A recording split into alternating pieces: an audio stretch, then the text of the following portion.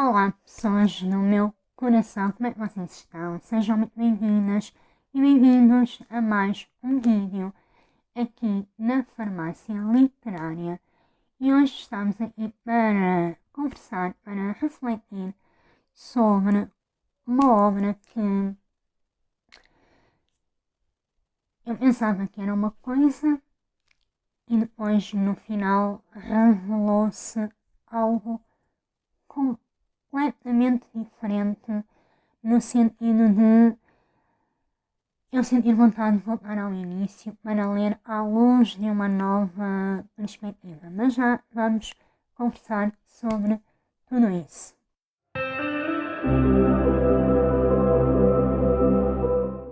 E a obra que eu trago hoje aqui para nós conversarmos e refletirmos é A Louca de Serrano, da autora cabo-verdiana Dina Salustio, que é esta senhora aqui. Para já, eu acho esta capa, eu não costumo ligar muito a capas, claro, gosto de uma capa bonita, não é? Mas não é um requisito para, mas de facto esta capa é muito bonita e depois de ler a obra, acho que ela ainda faz mais sentido. Mas então, antes de passarmos às reflexões e àquilo que eu queria conversar convosco, a dar-vos aqui um panorama geral do que trata esta obra. Nós temos aqui um vilarejo que é Serrano. Serrano é um vilarejo perdido em Cabo Verde. É uma terra muito pequenina e diz-se, reza a lenda, que Serrano foi amaldiçoado no dia em que lhe deram um nome. No dia em que alguém ousou dar um nome àquela terra, que era no fundo uma terra de ninguém, sem nome, sem... E certo dia, e é assim que a obra inicia, Serrano é batizado, entre aspas. E com este batismo vem uma maldição sobre esta terra e sobre as suas gentes. Esta é a seguinte introdução à obra, nos é dada aqui. Pois o tempo passa e nós vamos encontrar aqui Serrano, já um vilarejo estabelecido, com a sua organização, com as suas gentes. E vamos encontrar aqui um leque de personagens todas muito peculiares. Nós vamos encontrar o Jerónimo, um homem que a determinada altura da sua vida faz aqui uma promessa por amor e por lealdade que lhe vai castrar todos os seus sonhos e ele vai viver quase sempre em função dessa promessa que fez. Temos aqui também a Filipa que é uma menina não se sabe bem qual a sua origem. Nós depois vamos saber, mas para já deixo-vos com esta informação. Temos aqui uma jovem perdida e que a determinada altura aparece aqui em Serrano, completamente perdida, completamente em trauma. Depois temos também aqui uma parteira, que nunca é a mesma, ou seja, esta parteira vai mudando. E além de ser parteira, tem aqui outros predicados, digamos assim. Que eu não vou desvendar quais são. E, por fim, ou antes de tudo isto, temos a Louca de Serrano. A Louca de Serrano assume-se aqui quase como que uma figura mitológica e quase como um elo de ligação entre todos os habitantes de Serrano e entre a própria terra e as pessoas que nela habitam. Nós nunca chegamos a saber quem é ao certo esta mulher. Sabemos que é uma figura feminina, uma mulher, mas é uma mulher que, lá está, tem aqui quase contornos mitológicos. E sim, esta obra tem aqui uns pozinhos de realismo mágico, é verdade. No entanto, mesmo quem não se identifica muito com este género literário, não é um realismo mágico que vai estragar, entre aspas, a obra para quem não gosta do género. Para mim, claro, tudo que tenha realismo mágico é um gosto imenso, não é? E este está muito, muito, muito, muito, muito bem conseguido. Mas é engraçado porque eu já vou falar melhor sobre isto, porque eu cheguei ao final da leitura e apesar de ser um realismo mágico, a minha interpretação é um bocadinho diferente. Mas já lá vamos. Então, como eu estava a dizer, temos aqui todas estas personagens e temos também aqui, na forma de várias mulheres, a mulher como a figura central. E eu acredito, isto já é uma percepção minha, não sei se foi assim ou não, mas acredito que a autora, e pelo que eu já li sobre a autora, acredito que ela quis mesmo colocar aqui a mulher como um papel, como personagem central. Não uma mulher, mas várias mulheres, que nós vamos encontrando aqui, que representam uma e a mesma coisa, que é a submissão feminina, a violência sobre as mulheres, a mulher tida como um ser menor, um ser inferior, uma parideira, porque aqui uma mulher só tinha valor se conseguisse conceber. E há aqui uma particularidade muito, muito boa, é por isso que esta obra tem várias camadas, que eu não vou dizer agora porque senão vai estragar, mas há aqui uma reviravolta. Mais aqui para o final nós vamos perceber o que é que estava a acontecer.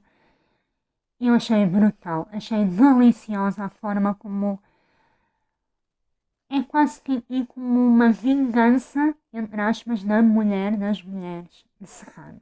E achei genial a forma como a autora intrincou tudo isto. Porquê? Porque, de facto, em Serrano o papel da mulher continua a ser encarado como menor, principalmente num vilarejo. Eu, uma vez mais, acredito que a autora nos quis também mostrar o que acontece lá no interior de Cabo Verde. Como a mulher ainda continua a ser sempre alvo dos mesmos tipos de violência. E nós vemos isso aqui também. E vemos também mulheres que carregam traumas e dores suas e das suas ancestrais. E agora, e já entrando na reflexão, eu queria partilhar convosco. Em termos de narrativa, já vos dei aqui um cheirinho do que podem encontrar aqui. Estas personagens, a páginas tantas, vão se cruzar e vão viver aqui momentos que vão marcá-las. Principalmente aqui a Filipa, essa menina aparentemente de ninguém, ou que ninguém quer. Esta menina, depois nós vamos encontrá-la posteriormente no tempo, e ela nos vai contar quase os segredos de Serrano, da sua própria vida. A Filipa representa aqui muito bem, e agora entrando aqui já na parte mais reflexiva, a Filipa representa aqui muito bem o peso e os traumas que muitas mulheres carregam consigo, não só na sua própria vida, na sua infância, mas também das suas mães, das suas avós. E a Filipa, nós vamos perceber, à medida que a obra vai desenrolando, o impacto que esse trauma teve na sua vida, inclusive em questões até de saúde física. E lá, esta obra tem tantas camadas, mas quando nós começamos a puxar o fio, vem tanta coisa. Porque, para mim, eu cheguei ao final da obra quando li a última página, quase tive assim uma epifania, sabem? Afinal, é sobre isto. Afinal, isto aqui é sistémica pura em movimento. Nós temos aqui uma aldeia, um vilarejo, habitantes que são mais leais do que livres, que preferem cultivar, alimentar uma lealdade, sabe-se lá para com quem, do que tentar fazer alguma coisa para se libertarem da pobreza, para se libertarem da violência, da mesmice dos dias. Ou seja, aqui a velha máxima de somos mais leais do que livres presente. Depois temos estas mulheres, todas elas que carregam estas feridas ancestrais, esta ferida da mulher que é tão antiga quanto o próprio tempo, quase. E esta Filipa é uma das personagens centrais, vem aqui representar muito bem tudo isso. Esse trauma transgeracional quase. E vem também, por outro lado, ser a figura quase que libertadora de toda esta maldição. Porque há aqui uma maldição, como eu disse no início, mas nós chegamos ao fim e lá está. Por isso eu disse que isto pode e não pode ser lido à luz do realismo mágico. Esta maldição não é senão todo este legado que estas mulheres, principalmente esta Filipa, recebeu. Até da forma como foi concebida e depois deixada à sua sorte. E aquilo que eu sinto é que esta maldição só termina quando tudo e todos são vistos e incluídos. Ou seja, quando a história de Serrano é contada como efetivamente aconteceu. E quando eu cheguei ao fim e percebi isto, fiquei com vontade de voltar ao início para ler alguns desta nova perspectiva, porque é muito interessante. Esta obra tem muitas camadas. Isto é só um bocadinho daquilo que eu senti, daquilo que eu refleti. Tem muitas camadas. Nós temos também aqui uma personagem que é a Gremiana, que ela é quase uma personagem secundária, mas depois nós chegamos ao final e percebemos que ela também tentou libertar aquela gente das amarras, das lealdades, da violência, principalmente das mulheres. Esta Gremiana, para mim, representa aqui o verdadeiro empoderamento feminino e as consequências que ainda há para a mulher quando ela ousa enfrentar o poder patriarcal, quando ela ousa ter voz, quando ela ousa ter prazer ou sentir prazer. Portanto, eu poderia ficar aqui a falar eternamente sobre esta obra. Eu vou voltar a ela certamente um dia destes, porque tem tantas camadas e eu sinto que não consegui ir a todas elas, mas aquilo que me fica mesmo é isto, há sempre alguém que vem para libertar, para colocar a história, para contar, aliás, a história como ela deve ser contada e para colocar cada um no seu lugar, cada coisa no seu lugar, sem excluir, sem culpar, sem... Portanto, eu gostei muito. Eu, como acho que disse num dos vídeos passados, mal vi esta obra ia ser editada cá em Portugal, agora em 2026, coloquei logo na minha wishlist. Eu já sabia que ia gostar muito disto. Mas, numa primeira principalmente porque acreditava eu que isto era realismo mágico puro, e eu gosto bastante de realismo mágico, mas isto é muito mais do que isso. E lá está, volto a dizer, esta obra pode ser lida de duas ou de mais perspectivas diferentes. Pode ser lida como um mero exercício de leitura, um prazer e como um realismo mágico, ok?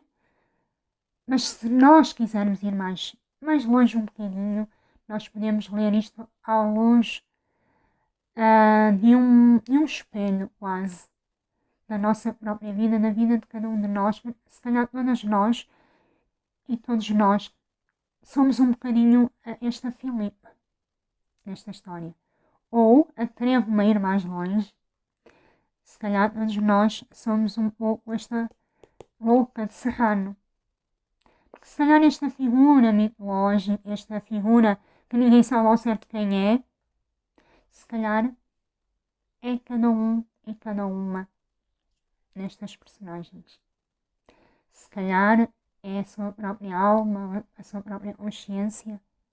Ou, e agora vamos mais fundo um bocadinho, se calhar esta louca de Serrano é o próprio inconsciente coletivo que nos une a todos nós.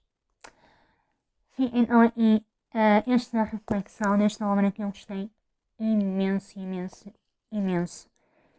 Super recomendo. Não é a leitura mais fácil do mundo, mas é uma leitura fluida e muito prazerosa também, porque temos sempre aquela vontade de perceber o que vai acontecer a seguir, mas é mais do que isso. É mais do que isso. Eu gostei imenso, fica aqui a sugestão. A Louca de Serrano, de Dina Salustio. Digam-me se já conheciam esta obra, se já leram, se ficaram curiosos para ler. Eu iria gostar muito, muito de conversar convosco sobre ela. Como sempre, muito obrigada por terem estado desse lado a assistir até ao final. Despeço-me com um abraço imenso. Boas leituras e vemo-nos no próximo vídeo.